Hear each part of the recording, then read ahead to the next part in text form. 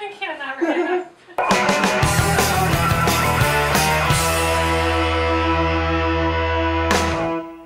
Hey, it's Chinbeard here, and I have finished, ta-da, the Dragon Priest Mask Kit. Once again, these kits are available until the end of this week over at punishedprops.com. You can go to the link down in the description to pick up your own mask kit. And if you haven't watched the first video on fixing up this kit, then go check that out here.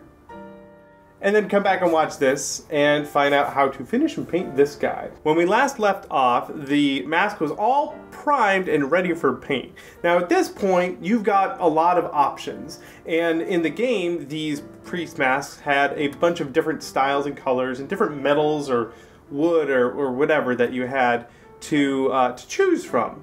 So for this particular one, I decided to go with sort of a hammered copper look, but you could do it your own way using different paints. For example, you could brush on enamel or acrylic paints, or you could airbrush enamel or acrylic paints, as well as some other stuff like the metallizer buffable lacquers that are really popular at model stores, as well as a whole myriad of other options. But I'm going to show you how I decided to finish this guy.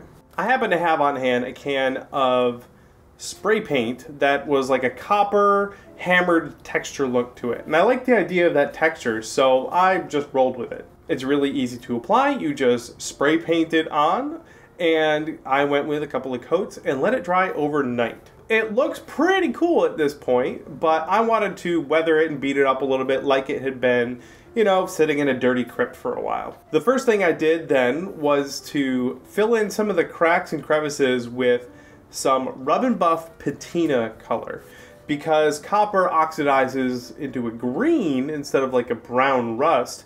I figured this would give it a little bit more of a realistic look. Basically, I just put a bunch of the paint on and then rubbed it off where it wouldn't accumulate in the crevices. Once the patina layer was added, I went over it again in a similar fashion using an acrylic paint, mostly just brown and black. This way I wanted it to look a little bit dirty, as if it had picked up a whole bunch of dust and dirt during its years in the bottom of a crypt. Because the spray paint I used had a texture to it, it actually captured some of the dirt and dust color in the crevices on the flatter surfaces, which I thought was really cool.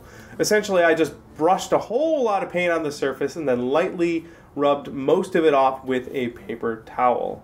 I went over the entire thing like this, especially going kind of heavy on the crevices and the deeper pits, and let that dry. Once I was happy with the finish, I went and clear coated the entire thing. This way all of that weathering paint was sealed in and wouldn't get scratched off or anything. I went with a flat clear coat because I wanted to take the shine down from the metallic spray paint.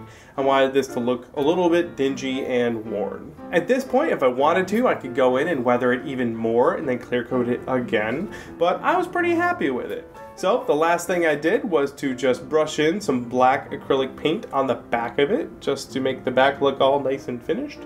Let that dry, and ta-da! The mask is all finished, good to go. And I'm pretty happy with how this turned out. We've already gotten a whole bunch of orders on the website for these mask kits, and my wife is cranking them out as we speak. So make sure you run over there and grab yours, because like I said, they are only available until January 3rd, 2014. That's the end of this week.